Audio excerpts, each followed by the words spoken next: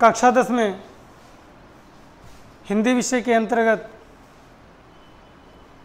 आप लोगों को आज हम रस संधि अलंकार तो आप पढ़ ही चुके हैं, संधि भी जो आप में थी वो पढ़ चुके हैं। आज आपको हम बताते हैं उपसर्ग और प्रत्यय।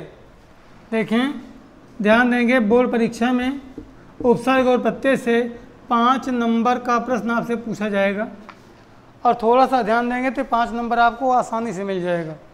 उपसर्ग वे शब्दांश हैं, उपसर्ग वे शब्दांश हैं जो किसी शब्द के अंत में जुड़ते हैं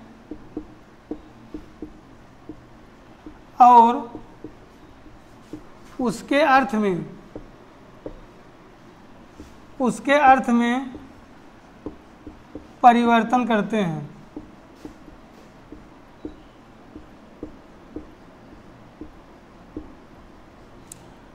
देखिए, थोड़े में लिख दिए हैं, उत्कर्ष मतलब उपसर्ग वे शब्दांश हैं जो किसी शब्द के अंत में जुड़ते हैं और उसके अर्थ में परिवर्तन करते हैं।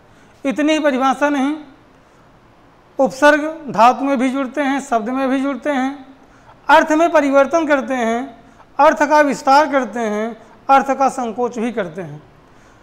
उपसर्गों का अपना तो कोई अर्थ नहीं होता, लेकिन जब जुड़ते हैं जिसके साथ उसके अर्थ में बहुत ज़्यादा परिवर्तन कर देते हैं। तो आप जान लीजिए कि उपसर्ग किसी शब्द में शब्द के पहले जुड़ेंगे। कहाँ जुड़ेंगे? पहले जुड़ेंगे। इतना जरूर ध्यान दीजिएगा, क्योंकि उपसर्ग और प्रत्यय दोनों से प्रश्न पूछे जाते हैं। तो अभी हम आपको उपसर्ग पढ़ा रहे हैं। उपसर्ग शब्द के कहाँ जुड़ते हैं? पहले। और उपसर्गों की संख्या कितनी है? 22। कक्षा 9 में संस्कृत में आप उपसर्ग पढ़े रहे होंगे।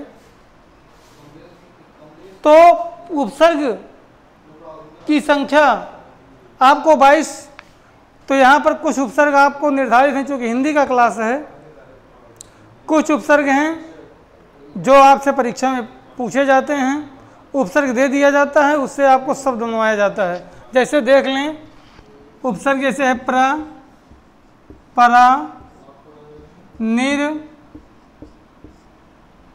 दुर,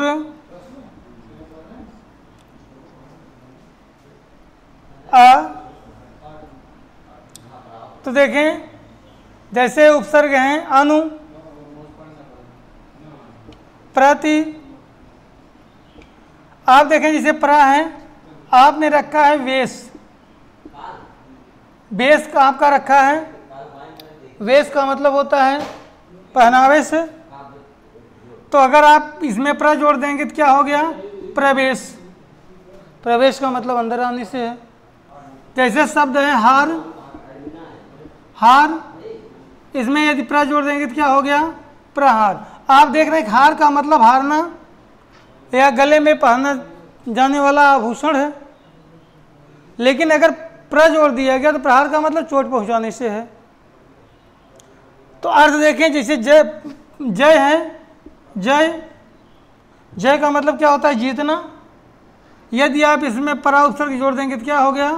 पराजय। और जैसे शब्द है भव, परा जोड़ दिए तो क्या हो गया? पराभव। निर, निर आप जानते रहिएगा कि रहित के अर्थ में लगता है, अभाव के अर्थ में लगता है। निर किस में लगता है? अभाव के अर्थ में। जैसे आप कहते हैं दोष, शब्द है, उसके पहले इसको जोड़ देंगे तो क्या हो गया? निर्दोष। जैसे आकार है, इसके पहले निर जोड़ देंगे तो क्या हो जाएगा? निर जोड़ देंगे तो क्या हो जाएगा? निराकार। या शब्द है छल, निर्छल। दूर है, जैसे है जन, उसके पहले जब दुर जोड़ेंगे तो क्या हो गया? दुर जोड़ेंगे तो क्या हो गया? दुर्जन। या उपयोग है, उपयोग, जब दुर जोड़ देंगे तो क्या हो जाएगा? दुरुपयोग।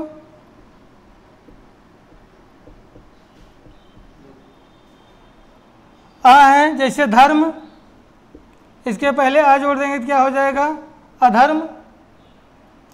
अनु है, यण संधि आपने पढ़ा है, अब ये संधि से संबंधित उपसर्ग हैं। जैसे अनु आपको जोड़ना है, जैसे शब्द है कूल, अनु उसके पहले जोड़ देंगे तो क्या हो जाएगा? अनुकूल। जैसे शब्द है करण, उसके पहले अन जोड़ देंगे तो क्या हो जाएगा? अनुकरण। जैसे प्रति, शब्द है एक, अब आप प्रति जोड़ देंगे तो यण संधि से जानते हैं तो क्या बन जाएगा? एक है तो आप कर देंगे प्रति धन एक बराबर प्रत्येक। तो उपसर्ग वे शब्दांश हैं जो किसी शब्द के अंत में जुड़ते हैं और उसके अर्थ में परिवर्तन करते हैं, अर्थ का विस्तार कर देते हैं। जैसे प्र है, शब्द आपका वेश था, प्र जोड़ दिए तो हो गया प्रवेश। हार था, प्र जोड़ दिए हो गया प्रहार। शब्द जय था, परा जोड़ करके पराजय हो गया। शब्द भव था, पराभव हो गया। निर अभाव के अर्थ में लगता है दोष, निर्दोष। निर यहाँ आकार जोड़े निराकार।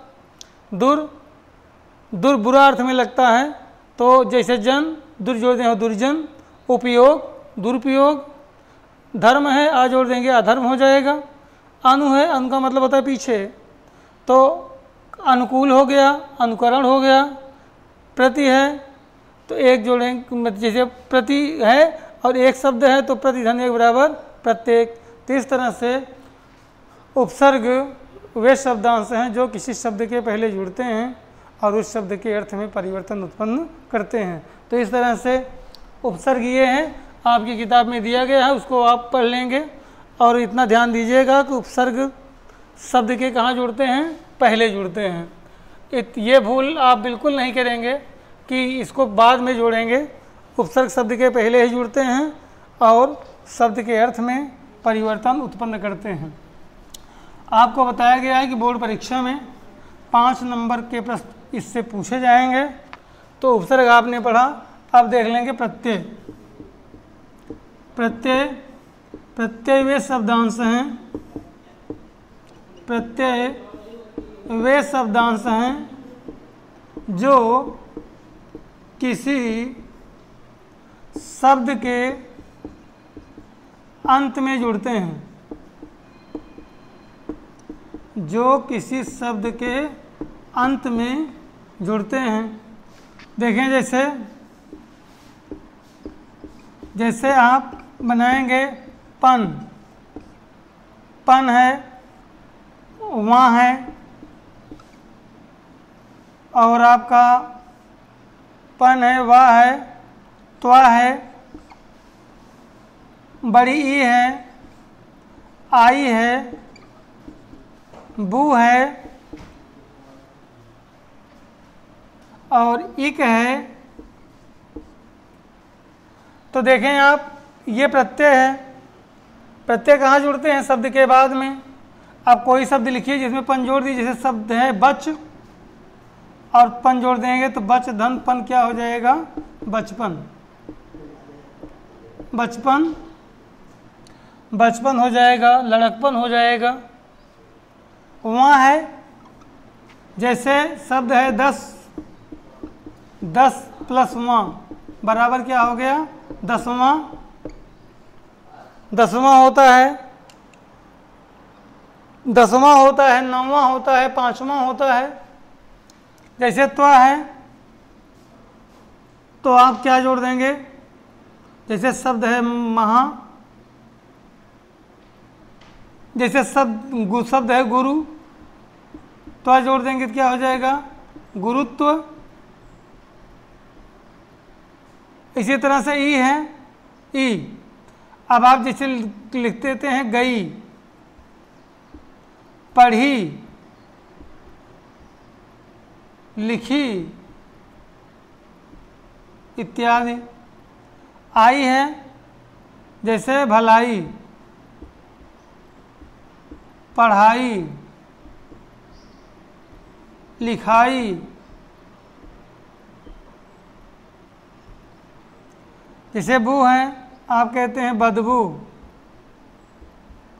खुशबू। इक है, जैसे नागरिक, नागरिक, दैनिक, भौतिक,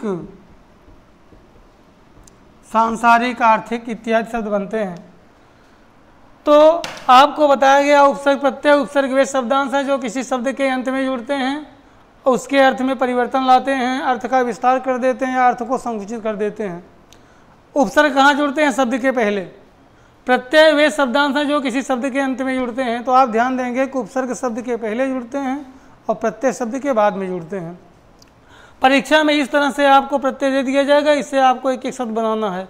जैसे पन दे दिया तो बचपन, वहाँ दिया है तो 10वां, 9वां, चौथा, 5वां, त्वा है तो गुरुत्व है, महत्व है, लघुत्व है, ई है तो गई, पढ़ी, लिखी। ध्यान देंगे आई और ई में ध्यान देंगे, जो आई में जब जैसे भलाई में आई जुड़ा है, गई में ई जुड़ा है, पढ़ी में ई जुड़ा है, पढ़ाई में आई जुड़ा है। बू है तो बदबू है, खुशबू है, ईक है, नागरिक है, दैनिक है, भौतिक है, सांसारिक है, आर्थिक है इत्यादि। तो इस तरह से आप ध्यान देंगे, आपकी किताब में भी दिया गया होगा उपसर्ग और प्रत्यय का चैप्टर।